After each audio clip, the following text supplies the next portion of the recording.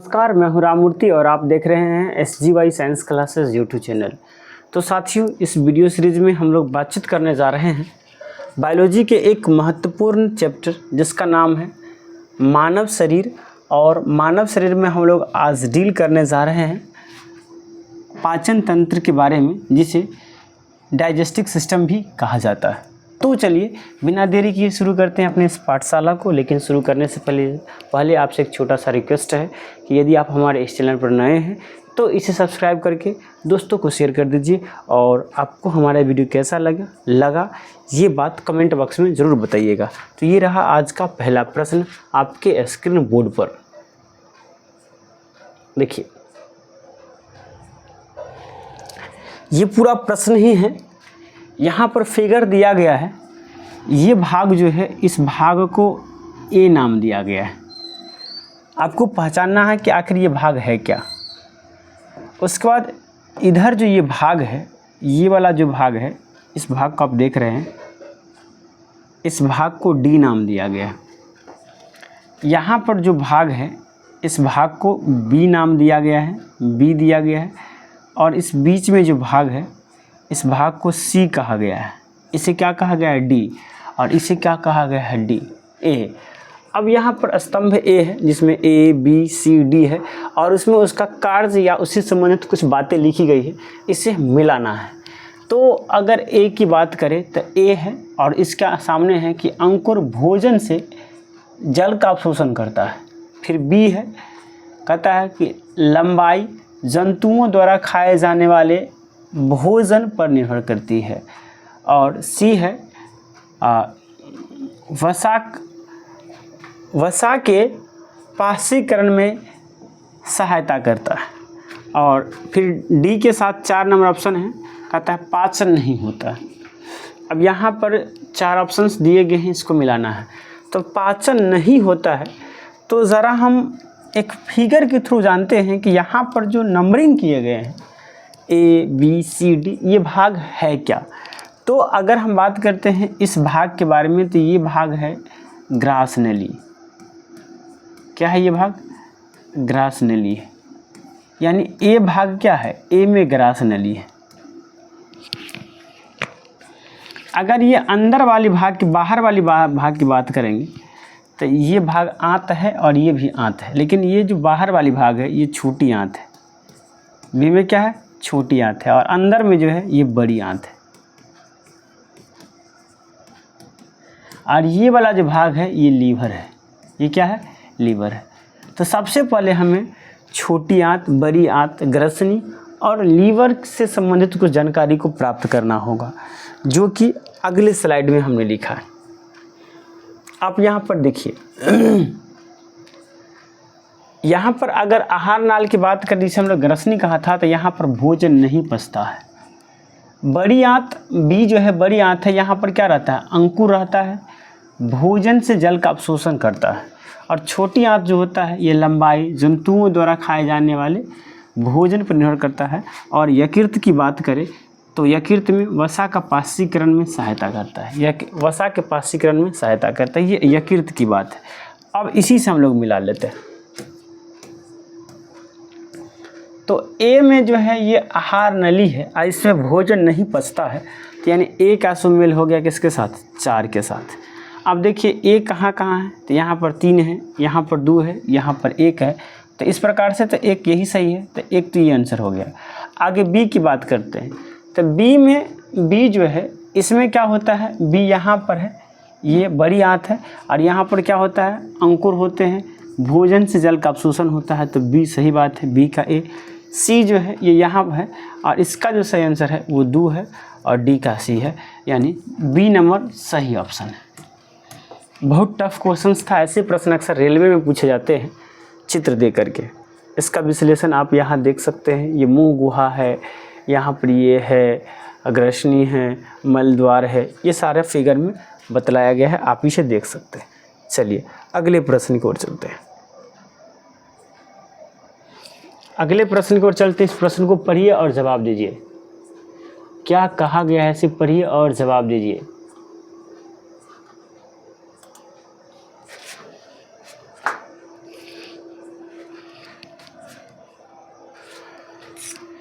प्रश्न कहता है कि लसिका आंतों में पचित और अवशोषित डैश का परिवहन करती है, एंजाइमों का, कार्बोहाइड्रेट्स का, वसा का या प्रोटीन का। तो अगर हम बात करते हैं लसिका का काम, तो लसिका का काम होता है कि आंत में पचे हुए वसा को क्या करना, परिवहन करना, यानी सी नंबर सही ऑप्शन है। यहाँ आप देख सकते हैं ये फिगर है, ये जो फिगर है ये आंत का फिगर है। किसका है ये? आंत का फिगर है ना। चलिए अब इसका विश्लेषण यहाँ पर दिया गया है, इसे समझ सकते हैं। कहता है कि लसिका आंतों में पचित और अवशोषित वसा का परिवहन करती है। आंत की लसिका प्रणाली आहार लिपिड के परिवहन के साथ साथ प्रतिरक्षा, निगरानी तथा अंतरालीय द्रव को हटाने के लिए महत्वपूर्ण भूमिका निभाती है। यानी इनका काम, यानी लसिका का काम सिर्फ वसा, पची हुई वसा को परिवहन करना नहीं है, इसके अलावा परिवहन के साथ साथ प्रतिरक्षा का निगरानी करना, अंतरालीय द्रव को हटाना इत्यादि ये महत्वपूर्ण भूमिका निभाती है। चलिए अगले प्रश्न की ओर चलते हैं, और अगला प्रश्न ये रहा, कुछ महत्वपूर्ण जानकारी भी यहाँ पर दिया गया है जिससे हम लोगों को प्राप्त करना चाहिए। कहेंगे अगर आंत में कई तरह के एंजाइम पाए जाते हैं, जैसे कि ट्रिप्सिन, काइमोट्रिप्सिन और ब्रेमेलिन, ये एंजाइम पाचन में मदद करते हैं। कैसे मदद करते हैं? पाचन में। छोटे आंत में यकृत और अग्नाशय नामक 2 ग्रंथियाँ होती है ना। छोटी आंत में क्या होता है? यकृत और अग्नाशय नामक 2 ग्रंथियाँ होती है। यकृत बाइल यानी पित्तरस को स्रावित करता है। छोटी आंत में पूरा पाचन होता है, यानी पाचन की क्रिया कहाँ संपन्न होता है? छोटी आंत में। तो बड़ी आंत में क्या होता है? अवशोषण होता है। आंत की परत का खराब कामकाज कई मानव रोग का मूल कारण है। आंतों की परत के खराब कामकाज को लीकी गट नाम से भी जाना जाता है, यानी आंत संबंधित जो प्रॉब्लम है उसे क्या कहते हैं? लीकी गट कहते हैं। क्या कहते हैं? Leaky gut. अब हम लोग अगले प्रश्न की ओर चलते हैं, और अगला प्रश्न ये देखिए, ये जीव से संबंधित है।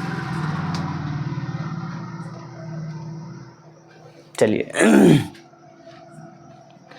कहता है कि निम्नलिखित चित्र मनुष्य में दांतों के क्रमिक क्षय के विभिन्न चरणों को दर्शाता है, यानी दांत जो जिस क्रम में क्षय होता है उसे दर्शाता है।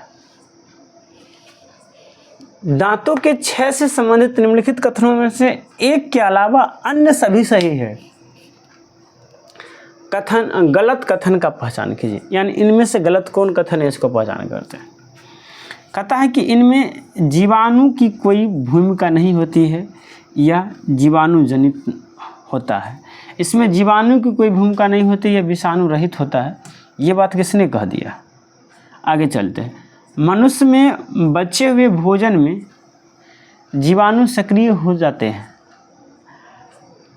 अम्ल इनेमल का मृदुकरण कर देता है, जिसकी वजह से दांत में दर्द और दांत क्षय होता है। ये तो सही बात है, और ये भी सही बात है। आगे चलते हैं। जीवाणु शर्करा को विघटन करके अम्ल उत्पन्न करता है। ये भी सही बात है। तो सही बात कौन नहीं है?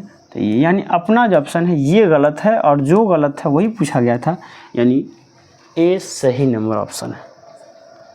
चलिए अगले प्रश्न की ओर चलते हैं, और अगला प्रश्न ये रहा आपके स्क्रीन बोर्ड पर, जो शायद हमने कभी पढ़ा भी था। चलिए यहाँ पर आप फिगर को देख सकते हैं। ये जो लाल वाला भाग है, ये भाग क्या है? तो ये यकृत है। क्या है ये? यकृत है। ये बात हमने पहले ही बतला दिया। अब आप बताइए क्या होगा इसका सही आंसर। वैसे निम्नलिखित में से कौन वसा का पाशीकरण में शामिल होता है? अमाशय, अग्नाशय, प्लीहा या यकृत? तो इसका सही जो आंसर है वो हो जाएगा यकृत। ये बात हमने पहले ही बतलाया था कि जो वसा का पाशीकरण कहाँ होता है, यकृत में। अगर प्लीहा की बात करेंगे तो ये आरबीसी का क्या है, कब्र है, यानी आरबीसी प्लीहा में जाकर ही मरता है, यानी ये आरबीसी का कब्र है।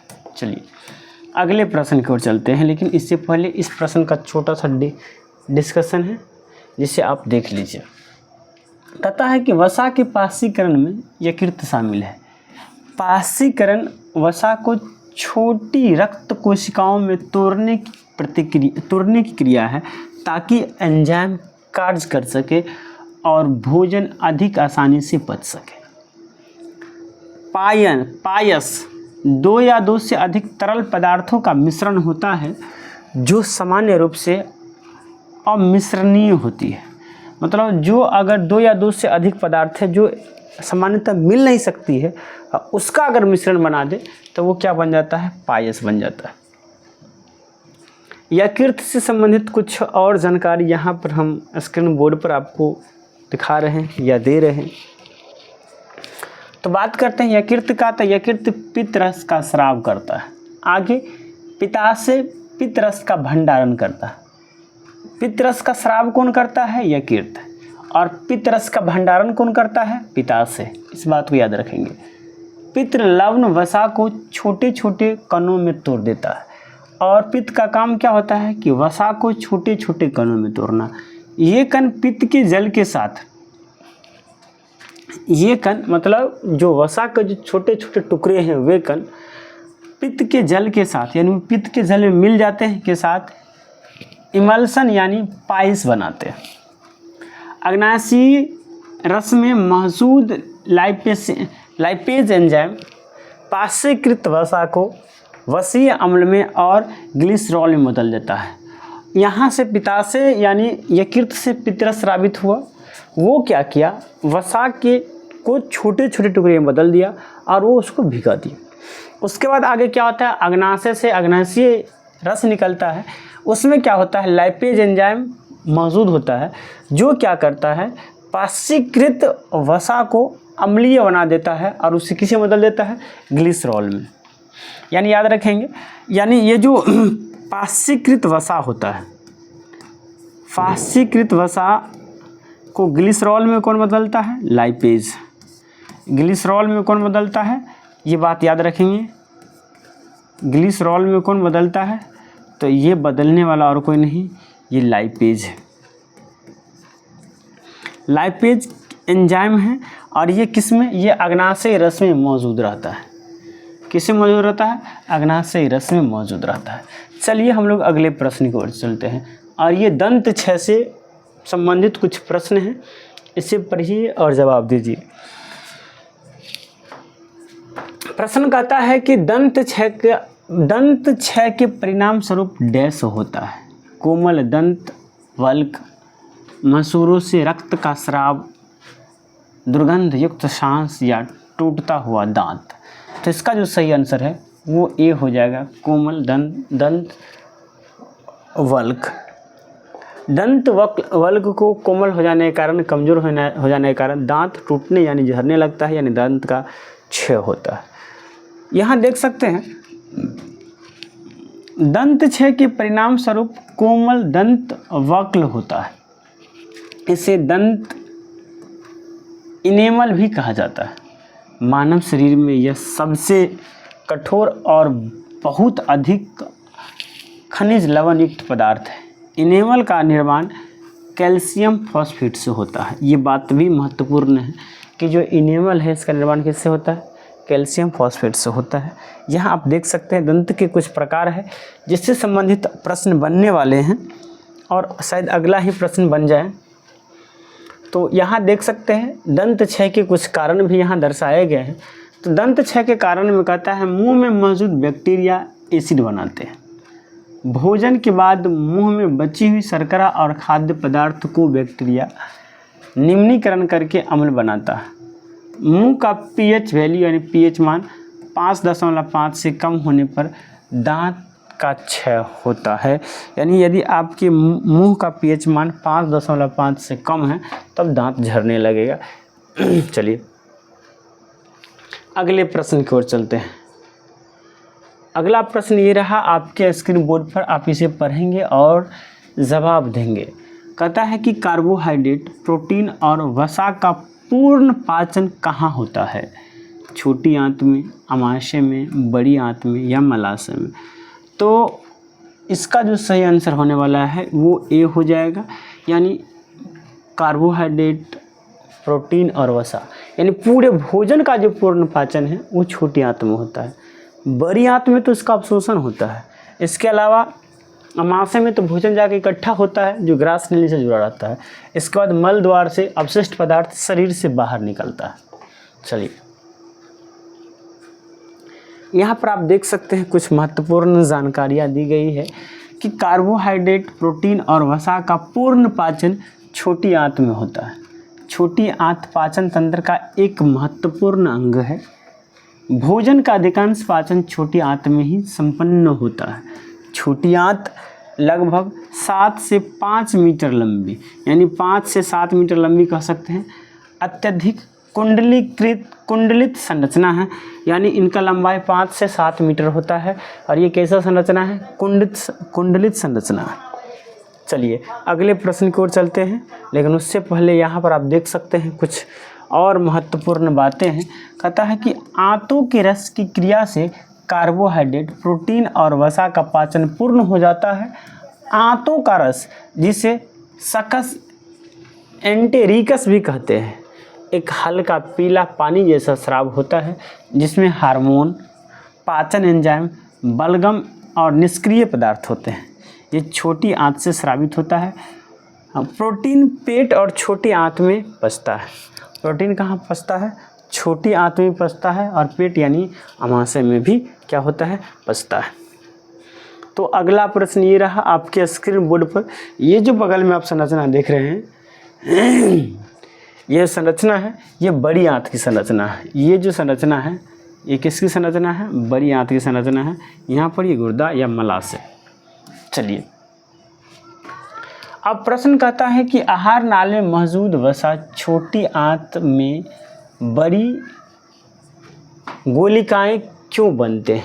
छोटी आंत में ये बड़ी गोलिकाएं क्यों बनते हैं? ऑप्शन ए में कहता है क्योंकि अमाशय में मौजूद लाइपेज एंजाइम वसा को पूरी तरह से नहीं पचाते हैं। दूसरा, क्योंकि वसा अमाशय में उत्पन्न जलीय कर्दम यानी स्लेरी के साथ अच्छी तरह से मिश्रित नहीं होते हैं। और सी, क्योंकि वसा अमाशय में भोजन का मंथन के दौरान कार्बोहाइड्रेट में फंस जाते हैं।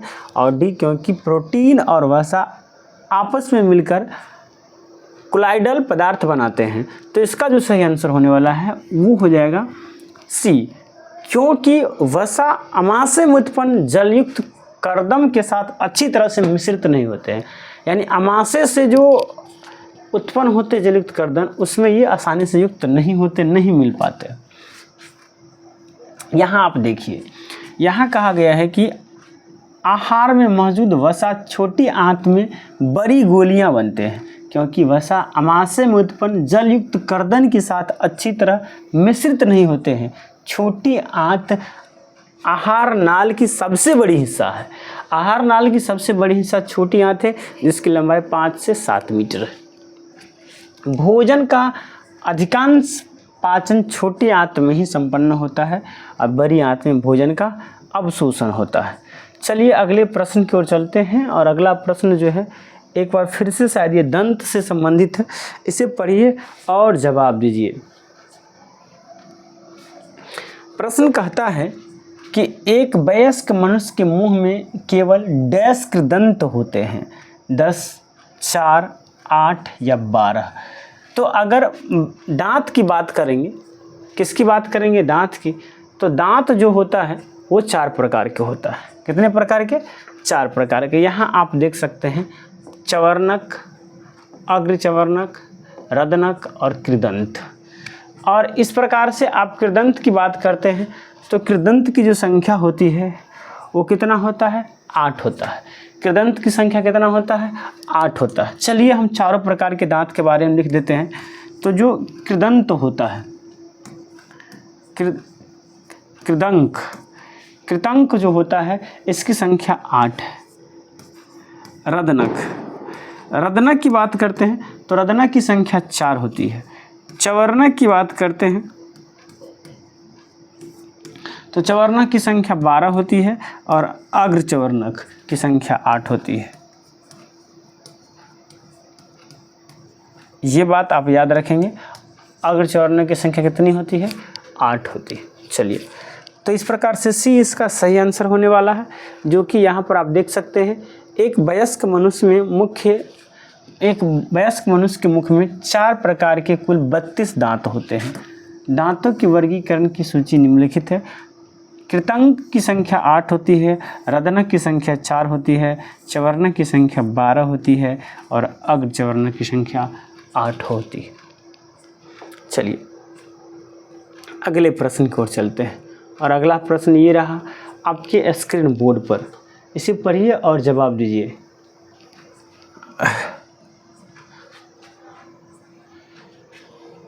पढ़िए और जवाब दीजिए। प्रश्न कहता है कि मनुष्यों में आहार नाल का इनमें से कौन सा भाग अवशिष्ट पदार्थ का उत्सर्जन करता है? बड़ी आंत। तो बड़ी आंत में तो क्या होता है? अवशोषण होता है। अवशोषण होता है। अवशोषण लिखिए। बड़ी आंत में क्या होता है? भोजन का अवशोषण होता है। छोटी आंत में क्या होता है? पूर्ण पाचन। संपूर्ण पाचन लिख देते हैं। जो ही बचा हुआ रहता है सब पच जाता है। पाचन ना। तो अवशिष्ट पदार्थ का भोजन शरीर से निकलता है किससे? तो ये मल द्वार से। मल द्वार के भी कई भाग है, जैसे कि ये जो भाग है इसे हम लोग कहते हैं रिक्टम। ये जो भाग यहाँ पर एक बीमारी होता है जिसे अल्सर कहते हैं। अगर इसी रिक्टम में घाव हो गया तो क्या कहलाता है? अल्सर कहलाता है। चलिए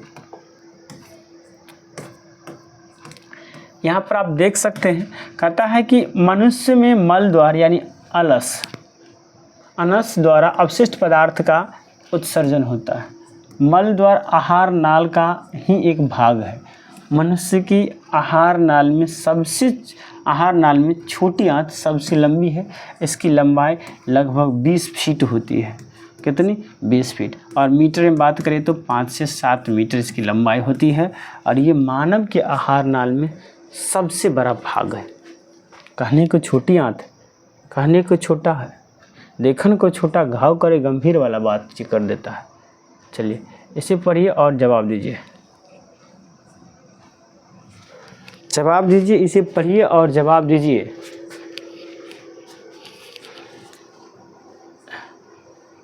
चलिए पढ़िए और जवाब दीजिए, क्या कहता है ये? कहता है कि भाई साहब इस फिगर को पहचानिए, और कहता है कि निम्नलिखित चित्र मानव आहार नाल के एक भाग को दर्शाता है। इस भाग में कौन सी क्रिया हो रही है और कैसे? जैसे कि यहाँ पर है ग्रास नली है और भोजन है। कहता है कि इसमें कौन सी क्रिया हो रही है और कैसे। अब जैसे कि भोजन है तो यहाँ पर ये जो है ग्रास नली में भोजन आ रही है, ये ग्रास नली है और यहाँ गई और भोजन यहाँ आ गई। अब कहता है कि मौजूद एंजाइम के कारण कर्मानुकुंचन हो रहा है। लयबद्ध संकुंचन और पेशी भित्तियों की शिथिलन के कारण कर्मानुकुंचन हो रहा है। लयबद्ध संकुंचन और पेशी भित्तियों के संकुंचन के कारण पाचन हो रहा है। और कहता है कि मौजूद एंजाइम के कारण पाचन हो रहा है। तो अगर हम बात करते हैं तो ये ग्रास नली है जिसमें भोजन क्या हो रहा है? कर्मानुकुंचन के द्वारा नीचे आ रहा है। और ये लयबद्ध संकुंचन और पेशीय भित्तियों के शिथिलन के कारण क्या हो रहा है? कर्मानुकुंचन हो रहा है। यानी इसका सही आंसर बी होने वाला। तो यहाँ पर आप देख सकते हैं कहा गया है कि लयबद्ध संकुंचन और पेशीय भित्तियों के शिथिलन के कारण कर्मानुकुंचन। अमाशय नली में कॉर्डिक सरफेक्टर मांसपेशियों की रिंग है। यह अमाशय में भोजन को जाने देती है। जैसे भोजन आमाशय में जाता है उनकी पेशियां दीवारों में क्या होता है, सिकुड़न यानी ढीलान शुरू हो जाता है, जिससे पेरिस्टाइलिन स्टाइसिस कहते हैं। जब सामने की पेशियां ढीली पड़ती है तब उसके पीछे की मांसपेशियां सिकुड़ती है। यह प्रक्रिया स्वयं छोटी रहती है। क्या रहती है? स्वयं होती रहती है। छोटी रहती नहीं, होती रहती है, होती होगा, होती रहती है। यह प्रतिक्रिया क्या होती है? अपने आप होती रहती है। चलिए कुछ और बातें जिनसे संबंधित है यहाँ पर आप देख सकते हैं। अब हम बात करते हैं ग्रास नली की खास बातें। तो ये 25 सेंटीमीटर लंबी होती है। छोटी आंत 5 से 7 मीटर और ग्रास नली 25 सेंटीमीटर। यह श्वास नली और हृदय के पीछे से होती हुई वक्ष के डायफ्राम से गुजरती है। ये सभी बातें किसके बारे में कहा गया है? ग्रास नली के बारे में। कहता है कि ग्रास नली की दीवार महीन मांसपेशियों की 2 परतों से बनी होती है। निगलते समय एपिग्लैटिस ऊपर की ओर बंद हो जाता है, जिससे भोजन क्या होता है? श्वास नली में नहीं जा पाता है। चबाया हुआ भोजन इन मांसपेशियों के क्रमानुकुंचन से होकर ग्रास नली से होकर उदर तक धकेल दिए जाते हैं। यानी क्रमानुकुंचन के कारण ये ग्रास नली के द्वारा ये क्या आता है? आमाशय में भोजन आता है। तो दोस्तों, thank you for watching this video. ये था आज का क्लास। आपको कैसा लगा हमारा ये वीडियो कमेंट करके बताइएगा। अगर अच्छा लगा है तो एक लाइक कीजिए। साथ ही साथ यदि आप हमारे चैनल पर नए हैं तो इसे सब्सक्राइब करके बेल आइकन को दबा दीजिए। चलिए मिलते हैं नेक्स्ट वीडियो में। आज के लिए इतना ही। जय हिंद।